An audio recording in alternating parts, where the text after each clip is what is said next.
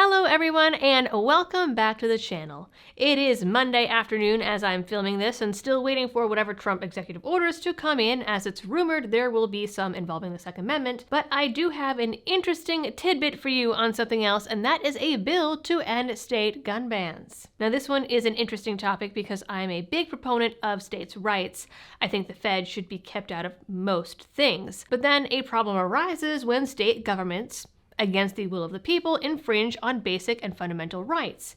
Firearms are, of course, one of those instances. Now, before I jump into this new bill and its chances, this video is brought to you with the help of Blackout Coffee Company. Blackout is a Florida-based coffee roaster with deep roots in supporting the Second Amendment, soldiers overseas, and channels like mine. They even have dedicated partner roasts where the proceeds go to some of your favorite gun rights groups like GOA and FPC. Directly. So to help support the channel, your rights, and get a cup of coffee, tea, or hot chocolate that you can be proud of, go to blackoutcoffee.com/libertydoll and use code libertydoll for a one-time 20% discount.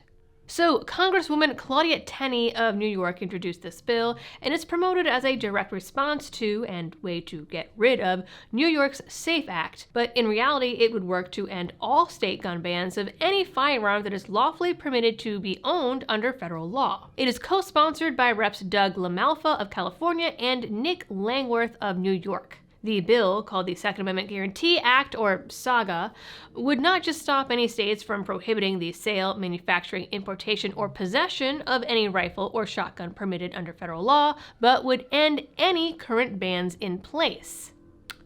Quite controversial, meaning that while it makes complete sense, I would say it has a pretty slim chance of passing. Still, the logic behind it is obviously sound. First, most of the guns these bans ban are in common use, so most of these bans don't pass Heller, and they definitely don't pass Bruin. So most of them are getting struck down anyways. Or, well, they are currently being bounced back and forth in the courts, while the courts try not to admit that they should be struck down under Bruin. Most of these arms are lawfully owned by millions of Americans already across state lines. In many cases, these bans have a grandfather clause that don't even ban the ones currently owned or in circulation, sometimes even with arbitrary dates. Others require registration and then don't do anything when no one registers the item because the law is unenforceable. So clearly, they're not concerned enough about the items to go door to door, thankfully, though the ATF has been doing it piecemeal over the last 4 or so years anyway, with some things. The bill is part of what Tenney calls her Second Amendment plan, which includes supporting and co-sponsoring bills like the Concealed Carry Reciprocity Act, stopping unfair gun and ammo taxes, the No Registry Act, which I discussed recently, and a slew of others. Now, do I think this will stop the gun control agenda? I'm gonna be honest with you guys, no. Do I think gun control people in Congress will argue state rights? Yes. Of course, this is where they will argue state rights and complain when other things are left up to the states, but there is some logic to it, even if we argue that what they're regulating is a natural right. While there is a Republican majority, I don't know if there is enough of a majority to get something that would be seen this controversial passed. But it is a good opportunity nonetheless to bug your congressman about it and let them know what you think.